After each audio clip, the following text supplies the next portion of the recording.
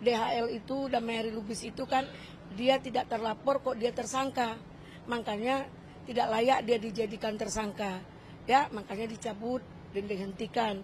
Kalau Bang Egy ada 5 item syarat-syaratnya atau ininya. Pertama, dia belum di BAP, kemudian dia adalah seorang pengacara yang sedang bertugas, kemudian dia adalah pelapor, mengucapkan ribuan terima kasih kepada pihak kepolisian dan semua para pihak, khusus untuk Pak Jokowi yang luar biasa, Bang Egy juga luar biasa, mereka melakukan di situ berdamai, tidak ada kata-kata maaf karena Bang Egy merasa dia tidak salah. Restoratif Justice saya masukkan 4 hari yang lalu, kalau nggak salah saya tanggal 12 ya, terus mulai masuk tanggal 13 belum ada jawaban. Tanggal 14 sampai 2 hari 3 hari ini saya pergi pagi pulang malam, saya tunggu ya, saya tunggu. Nah, bahkan mungkin terbitnya hari Kamis. Bang Egy sudah beli tiket karena dia memang dalam keadaan sakit banget gitu. Nah, ternyata siapnya kemarin maghrib, tentu angus tiketnya. Hari ini dia berangkat jam 5. Maksudnya tadi siap SP3-nya ya Bu, diterbitkannya ya? Iya, terbit SP3 itu jam 5 lah. Jam 5 saya dari pagi, Damai Lubis kan cuma ngikut ya. Ngikut, tinggal terima SP3 karena semua saya membantu melengkapi dasar hukum DHL itu, Damai Hari Lubis itu kan dia tidak terlapor kok dia tersangka. Makanya tidak layak dia dijadikan tersangka. Ya, makanya dicabut dan dihentikan. Kalau Bang Egy ada 5 item syarat-syaratnya atau ininya. Pertama, dia belum di BAP, kemudian dia adalah seorang pengacara yang sedang bertugas, kemudian dia adalah pelapor dan banyak lagi alasannya.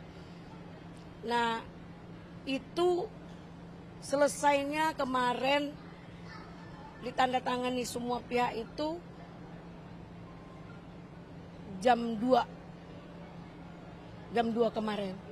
Namun karena harus ada tanda tangan imigrasi karena Bang Egy sakit, semua suruh kerja. Ini ke imigrasi, ini ke kejaksaan, ini semua akhirnya selesai kemarin. Walaupun angus tiket.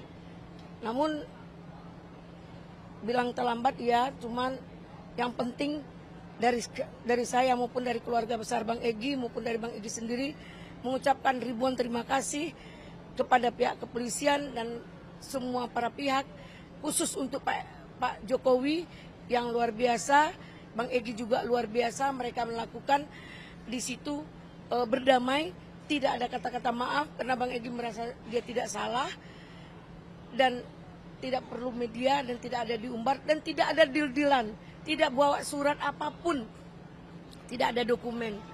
Nah, karena Bang Egy menjelaskan semuanya, Bang Egy minta agar pihak kepolisian, minta ke Pak Jokowi agar pihak kepolisian tidak layak menjadikan dia tersangka. Makanya Pak Jokowi dengan luar biasa rendah hati dan memberikan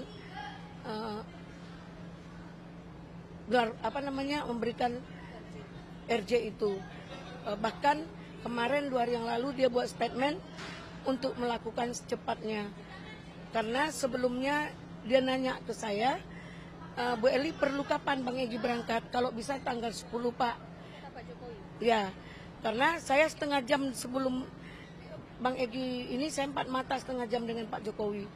Jadi setelah itu Pak Jokowi, saya memberikan pemahaman bahwa Bang Egy ini orangnya baik, tapi kita nggak mau maksa dia untuk bermaafan. Itulah dari pembicaraan saya di luar Bang Egy ya, baru Bang Egy masuk. Ternyata Pak Jokowi alhamdulillah menerima dia dengan sabar dan bertanya saya baiknya seperti apa. Nah, mungkin misstanding selama ini di close karena Bang Egy sudah menyelesaikan perkara hukumnya, yaitu tentang ijazah SMA. Nah, untuk ijazah S1 dia tidak pernah ikut campur dan tidak tahu dan tidak ini karena dia sakit, ya, tidak ingin mengurus lah gitu. Dan hari ini restoratif justice selesai, kita harap adapun permasalahan yang lain bukan tentang ijazah. Mungkin itu bagi saya. Tapi Bang Egy tidak akan pernah disuruh, oh dia bawa ijazah mengakui, enggak begitu juga, ya kan, enggak begitu juga.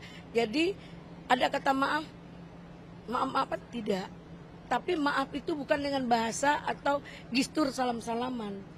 Maaf itu dari perdamaian itu sudah lebih dari maaf menurut saya. Jadi poin-poin pas pertemuan apa tadi saya disampaikan?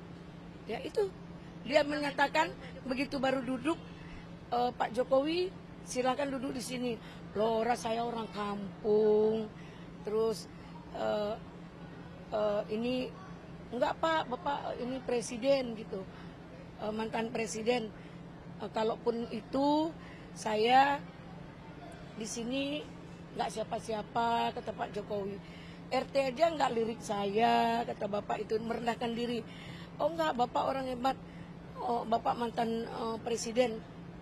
Tapi bagi saya, ingat Pak ya, saya tidak minta maaf langsung itu tanpa ada jeda. Nah, terus dan saya jangan ada foto-foto. Kata Bapak itu luar biasa. Setahu saya, sabar itu sulit, ikhlas itu sakit. Itu sudah sangat hebat Pak Jokowi, sabar dan ikhlas. Mereka pertemuan itu benar-benar rasa kekeluargaan. Saya aja yang tadinya baru kenal sekali itu ketemu, merasa sudah 5 tahun atau 10 tahun yang lalu kenal sama Bapak itu. Begitulah saking dia seperti memberi kita peluang untuk nyaman gitu.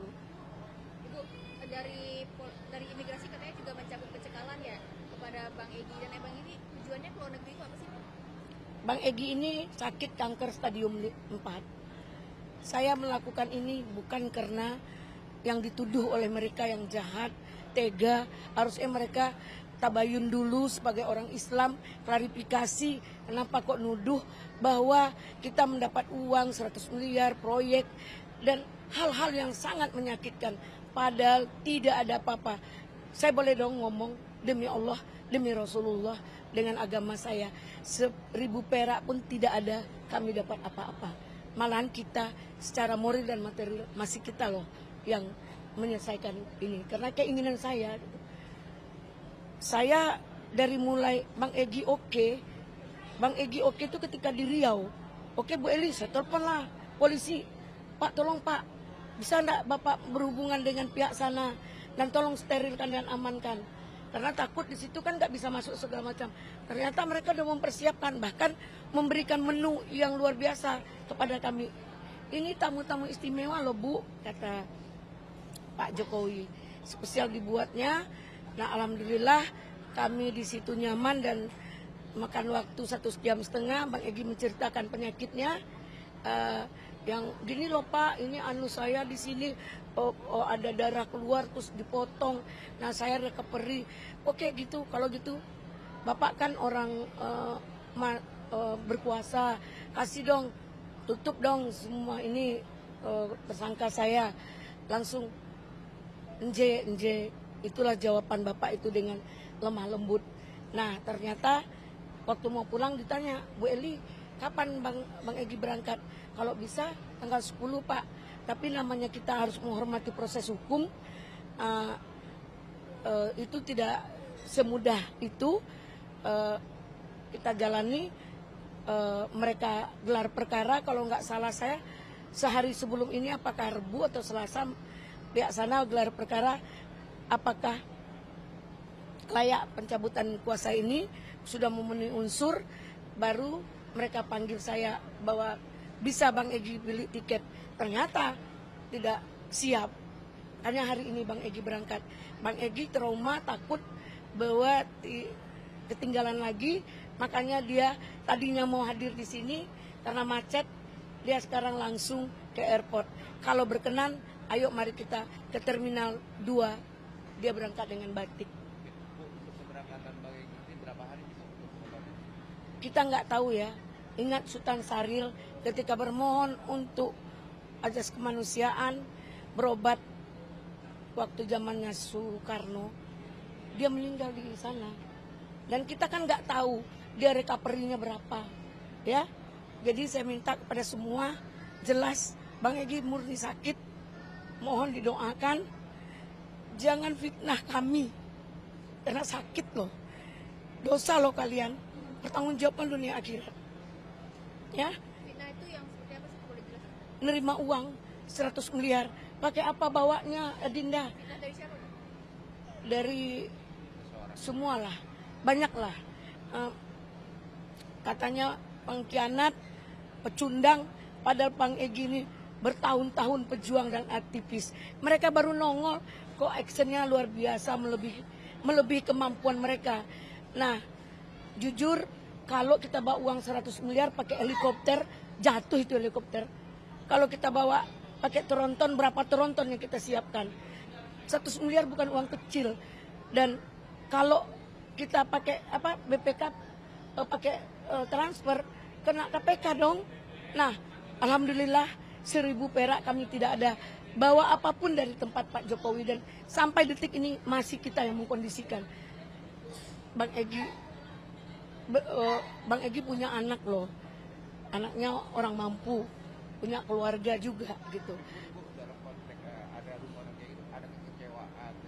Nah, bagi saya begini, mereka itu mungkin kecewa, saya hormati ya dengan statement-statement kotor itu, tapi kalau melampaui batas, saya cari mereka ke lubang semut ya.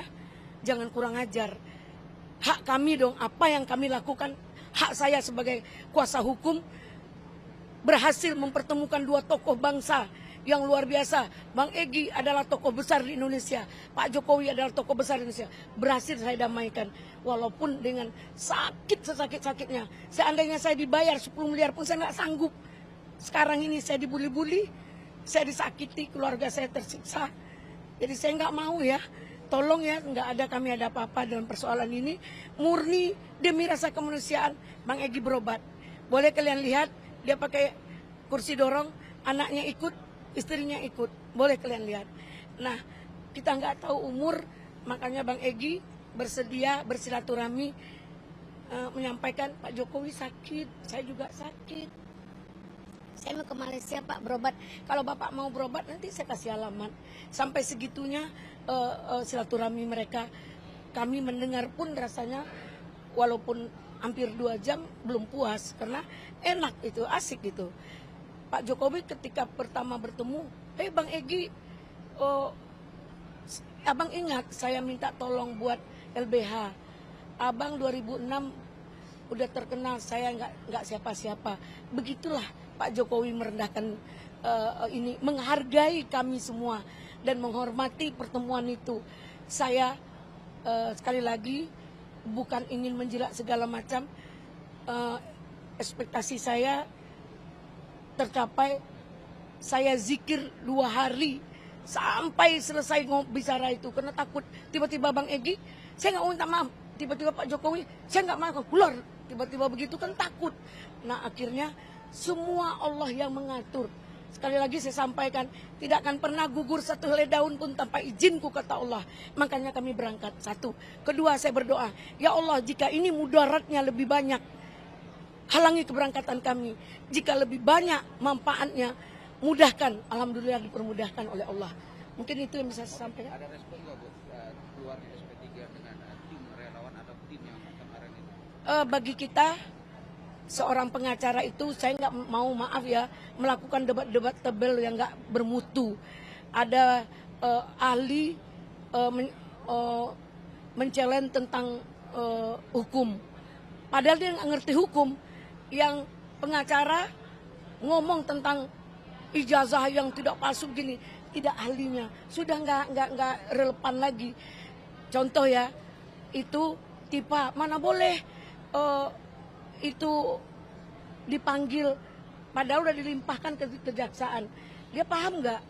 Itu kan tahap 1. Kalau sudah lengkap namanya P21, baru dipindahkan ke tahap 2, baru ditahan, kan begitu prosedurnya. Ini kan tidak. Jadi jangan mengkomentari yang bukan ahli, profesi kita. Demikian juga Roy Suryo. Kenapa SP3 gelar perkara itu kan masa membicarakan kliennya? Saya minta gelar perkara itu untuk menyatakan bahwa penyidik tidak benar. Banyak pelanggaran dari penyidik. Di situ ada propam, ada ada warsidik. Tentu kalau memang penyidik salah kan disikapi. Kalau kita lapor sana lapor sini kan susah. Bahkan saya dibilang, pengacara masa sudah tersangka gelar perkara. Gila enggak tuh? Kalau mereka enggak tahu ilmu, jangan. Jadi kita jadi pengacara, jangankan mau membebaskan Bang Egy. Orang dalam tahanan aja baru 6 bulan yang lalu di Dumai, Riau, saya bebaskan. Apalagi orang yang belum masuk. Boleh dong kita, tujuan kita jadi pengacara itu apa? Membantu, mengedukasi, membuat hukum itu berjalan sebagaimana mestinya. Karena kita tahu kalau bahasa di atas langit ada langit, semua kehendak Allah, dan panglima tertinggi adalah hukum, tapi panglima itu ada rajanya. Oke, Bu, ini komentar sedikit, katanya kemarin yang waktu kedatangan ke Solo itu dijaga atau diamankan oleh anggota polisi, benar nggak, Bu? Benar, kan tadi saya bilang, begitu Bang Egy oke, saya di Riau, begitu Bang Ogi mau, kami langsung transit kok, langsung ke Solo. Berapa orang polisi yang jaga, Bu? Tidak ada penjagaan. Itu permintaan saya, tolong disterilkan itu. Pak Rosadi, Bang Egy bersedia. Kita mau beli tiket. Bang Egy kan tiketnya udah dibeliin klien. Saya kan mau stay di Riau. Terus saya bilang, Pak tolong Pak, saya nggak tahu berhubungan dengan pihak Solo. Tolong kondisikan Solo. Steril ya Pak, tidak ada wartawan. Tolong Pak, steril, kalau enggak kami balik kanan. Nah kami datang di Solo, Pak Rosadi itu sudah ada di situ. Ini restoratif justice ini nggak salah kok ada polisi atau jaksa. Karena ini dalam kata damai, bukan masalah maaf-maafan, ya kata damai. Dan ini delik aduan loh, ingat ya Pak Gofur, tolong ilmu kamu ya, jangan ngomong doang. Kadang orang ini ngomong, teori aja nggak bisa apalagi praktek. Udah ngomong bercuat-cuat, ya Pak Gofur, kalau itu delik aduan dicabut atau dimaafkan atau berdamai, itu case close ya. Kalau itu ya, kecuali membunuh, narkoba atau dan lain-lain yang merugikan negara. Nah, jangan menganggap restoratif justice kami, SP3 kami menyalahi aturan hukum. Insya Allah selama ini saya diam walaupun dibuli-buli, karena saya tidak ingin bahwa pekerjaan saya ini tidak sukses atau tidak menghasilkan SP3. Maka saya diam agar berjalan ini dengan baik. Alhamdulillah SP3 saya dapat sore kemarin. Pencekalan dibuka, Bang Egy tidak ada urusan hukum lagi. Subscribe, share, like, and comment. Subscribe, share, like, and comment. Subscribe, share, like, and comment. Subscribe, share, like, and comment. Subscribe, share, like, and comment.